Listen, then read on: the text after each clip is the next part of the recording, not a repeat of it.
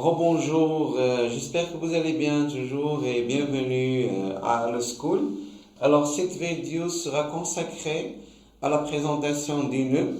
Alors on trouve le sommaire suivant, la présentation de la scène 11, Antigone en face à Créon le roi, également l'oncle.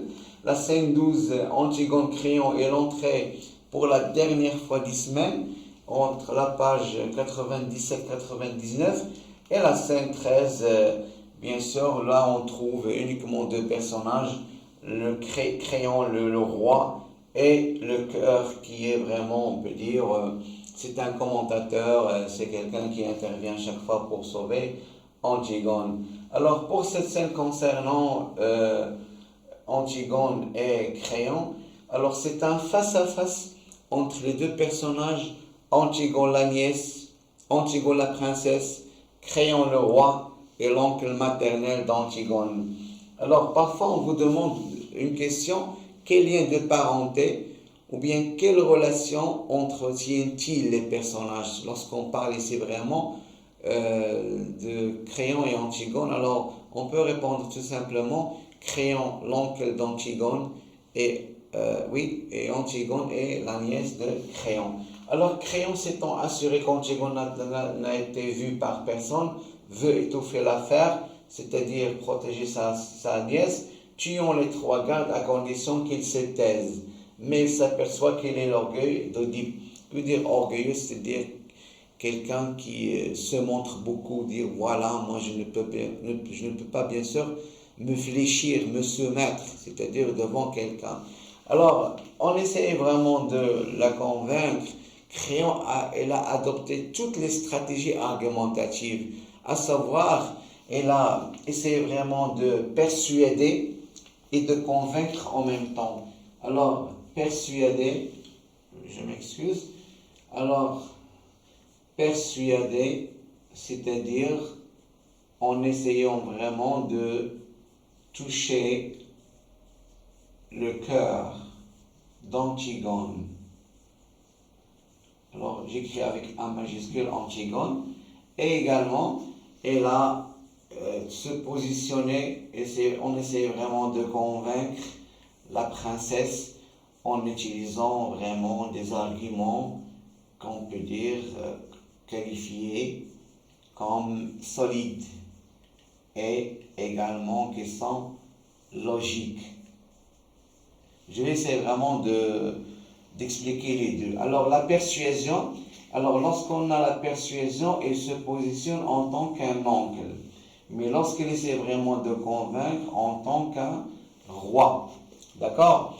Alors, Créon, tout d'abord, en persuadant Antigone, en touchant le cœur, il lui a dit, grossis un peu, marie-toi, avoir des enfants, faites vraiment tes loisirs, essayez vraiment d'être très réaliste. Alors dans ce cas, on peut dire que Créon, il est purement réaliste. Il a même proposé à Antigone un bonheur qui est réaliste, c'est-à-dire le bonheur de tout le monde, avec une vie, de mener une vie qui est ordinaire, c'est-à-dire se marier, grossir, manger, danser, se balader, pratiquer ou bien exercer, on peut dire des loisirs, en oubliant vraiment l'enterrement de police, parce que pour Créon, c'est une question d'affaires politiques, parce que normalement Antigone se mêle, selon Créon, dans une affaire qui est politique, au-dessus de ses forces, c'est-à-dire au-dessus de ses forces. Et après, il se positionne en tant que roi lorsqu'il a essayé vraiment de parler de l'histoire de Polynice, également d'Étiocle. Alors, Étiocle et Polynice étaient déjà des traîtres parce qu'ils ont tenté d'assassiner Oedipe lorsqu'il était en vie. Les trois, bien sûr, lorsqu'ils étaient, on peut dire, parce que les trois étaient en vie, alors les deux étaient avant des traîtres. Même Étiocle était vraiment un traître. Alors, à travers vraiment ces positionnements ou bien ces stratégies argumentatives, Créon a fait tous de son mieux de convaincre Antigone. Alors, à la fin, on peut dire que devant son obstination, on peut dire obstination, ou bien on peut dire alors entêtement. D'accord? On peut utiliser obstination ou bien l'entêtement d'Antigone qui ne veut pas changer son avis concernant l'enterrement de Polynice. Alors, on dit entêtement, c'est un synonyme, c'est la même chose, on peut dire Antigone est une entêtée, Antigone est une obstinée, Antigone est une têtue, est une dure tête. D'accord? Il ne change pas vraiment de point de vue, bien d'avis. Il lui lance à la figure de la réalité horrible de son père et de ses frères. C'est ce que j'étais vraiment en train d'expliquer. C'est-à-dire, c'est une question. Il a donné cette image réaliste et réelle des deux frères, c'est-à-dire leur vérité, comment étaient ces deux frères devant leur père, alors qu'il était en train de tuer ou bien d'assassiner leur père, espérant ainsi lui montrer que son geste est inutile, c'est-à-dire ce qu'il fait, Antigone, quelque chose qui n'a aucun sens, insensé, et que son frère ne mérite pas ce sacrifice parce que normalement était un étranger, il était toujours en chasse, bien sûr, loin de la famille. Je reprends, je vais expliquer bien sûr une chose ici concernant la conception. Parfois, on vous pose des questions concernant la conception de Créon et la conception d'Antigone. Alors, la conception, alors j'écris le mot conception là. Conception, on peut dire la conception en général de la vie, d'accord, selon les deux personnages. Alors, j'explique. Créon, comment on voit la vie, comment on voit bien sûr le bonheur, et Antigone, comment on voit également la vie, comment on voit le bonheur. Je commence par Créon le roi. Alors, Créon le roi est là une conception. Alors, dans un examen régional, bien dans des examens régionaux, ils ont proposé cette question qui est la conception de Créon. Ou bien, quelles sont les deux conceptions des personnages, des deux personnages, Créon et Antigone. Alors, comment il voit la vie Créon? Il le voit d'une manière qui est purement réaliste. Elle est très réaliste. Alors, également, on peut dire qu'elle est objective. D'accord? On peut dire qu'elle est objective. Il voit les choses d'une manière qui est très logique. Alors, on peut dire logique. Automatiquement, on peut dire qu'il s'agit elle cherche bien sûr de passer le message à Antigone, de dire voilà qu'il faut penser à un bonheur qui est réaliste comme d'autres filles. Même par exemple, il lui a dit que c'est vraiment comment dirais-je, d'atténuer vraiment ses réponses et d'adoucir ses réponses avec Antigone, lui disant que si j'avais l'âge autant que toi, alors je vais faire la même chose, uniquement pour la calmer.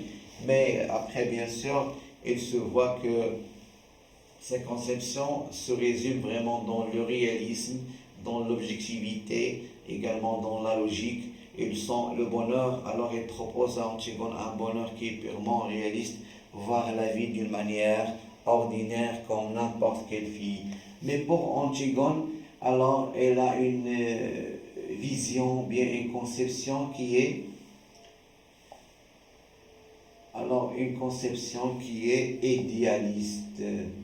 D'accord? Idéaliste.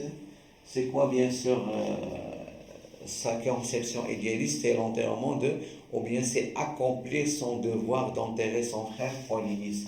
Et pour elle, on peut dire de plus en plus dans l'idéalisme, c'est-à-dire quelqu'un qui ne cherche pas de se soumettre à une loi, alors pour elle, il veut bien un bonheur qui est absolu. C'est-à-dire, il doit avoir tout ou rien. D'accord? C'est un bonheur pour elle, c'est qui est absolu.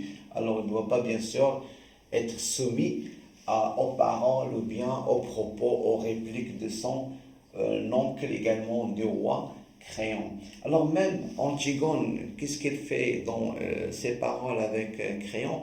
Elle essaie parfois de sous-estimer le roi, c'est-à-dire de le fléchir ou bien de le soumettre par l'emploi de ce qu'on appelle tout simplement, il utilise ce qu'on appelle le tutoiement au lieu de mettre le vouvoiement. Alors, elle utilise le tutoiement. Alors, elle utilise le tutoiement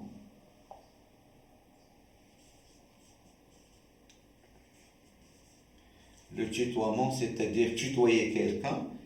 On peut dire tutoyer, c'est déjà on a tutoyé, c'est lorsque Antigone s'adresse avec tu. Normalement, lorsqu'on doit respecter un oncle, ou bien respecter un roi, on doit dire vous, parce que vous, c'est la politesse, le respect, c'est ce qu'on appelle la déférence, c'est une question de galanterie, et ainsi de suite. Alors, au lieu d'utiliser, parfois, elle utilise le vouvoiement, Antigone. Alors, on peut dire, lorsqu'on tutoie quelqu'un, tutoyer, on dit tu, c'est le tutoiement, et lorsqu'on dit vous, c'est tout simplement le vouvoiement. Alors c'est très intéressant. Ce sont des questions qu'on trouve. Pourquoi par exemple Antigone tutoie Créon, tutoie en disant tu. Pourquoi? Pour le sous-estimer, c'est-à-dire le dévaloriser ou bien le rendre dans une position qui est subalterne ou bien inférieure. Et parfois lorsqu'il dit vous, c'est une question de respect parce que normalement c'est un roi. Alors c'est pour cette raison vraiment que Créon parfois se met en colère parce que toujours cette jeune fille, elle est têtue, obstinée, qu'elle est désobéissante, qu'elle ne veut pas écouter vraiment ses conseils, qu'elle a essayé vraiment de tout son mieux de convaincre bien sûr sa nièce, mais en vain, sa nièce reste toujours vraiment une jeune fille qui est révoltée, une jeune fille qui défie le roi, qui défie même la loi et qui cherche à enfreindre bien sûr la loi en général. Voilà, alors on peut dire déjà à la fin de cette scène, on passe à l'autre scène qui est la scène 12, Antigone, Créon, Ismène. Alors on peut dire ici que c'est la troisième apparition d'Ismène. Alors Ismène est apparu au niveau de la scène avec Antigone la nourrice, également Antigone, avec uniquement Antigone sa sœur, et après la réapparition avec Antigone, avant bien sûr l'entrée des gardes, et maintenant pour la dernière fois, il sait très bien qu'Antigone s'est arrêtée, alors elle est venue pourquoi? Pour normalement, pour un sacrifice, pour se sacrifier, de mourir à la place de sa sœur. Alors Ismène survient, elle tente de partager le sort de sa sœur, c'est-à-dire elle veut bien mourir avec elle, mais Antigone refuse. Qu'est-ce qu'il lui est dit? Toi la vie et moi la mort. C'est Antigone qui a dit ça. Alors toi la vie c'est pour Ismène et moi la mort, c'est-à-dire qu'Antigone reste toujours une héroïne tragique, un personnage tragique qui ne change pas d'avis. Alors celle-ci refuse, c'est-à-dire que la sœur qui refuse, c'est-à-dire Antigone, les gardes emmènent Antigone. Bien sûr, c'est déjà, on va passer au dénouement vers la fin de l'histoire. Et voilà, c'est vraiment le maximum concernant l'explication de ces scènes concernant le nœud. Surtout, il y a beaucoup d'examens régionaux qui concernent le face-à-face entre Créon et Antigone. C'est très intéressant. C'est très intéressant, pardon, de mettre l'accent sur vraiment le face-à-face. Également, ce positionnement ou bien les stratégies argumentatives de Créon devant sa nièce Antigone. Et voilà, c'est le maximum. Ah, je m'excuse, on peut dire que déjà on a une autre scène, oui, c'est la scène 13 avec Créon et le cœur. Voilà, on peut dire c'est une scène qui est de plus, vraiment qui est superflue, c'est-à-dire qui n'est pas beaucoup nécessaire. On peut dire que déjà le cœur entre uniquement pour protéger ou bien sauver Antigone, avec la page 99 également 100. La conscience de Créon matérialisée en la personne du cœur, le cœur tente de faire revenir Créon sur sa décision, c'est-à-dire le convaincre de ne pas prendre la décision d'une manière définitive, et l'amener à gracier Antigone, c'est-à-dire à libérer Antigone, en ne pensant jamais bien sûr à l'emprisonner et la mettre dans un trou. Mais le roi compte sur sa position, sa nièce tient absolument à mourir et ne peut plus rien pour elle. Alors le roi a une décision finale, définitive bien sûr, de condamner Antigone à mort. Et on peut dire, voilà, c'est la fin. On peut dire, c'est déjà, on a la fin de cette phase qui est le nœud, avec la scène concernant le crayon et le cœur. Et voilà, merci de votre attention et à la prochaine vidéo. Merci.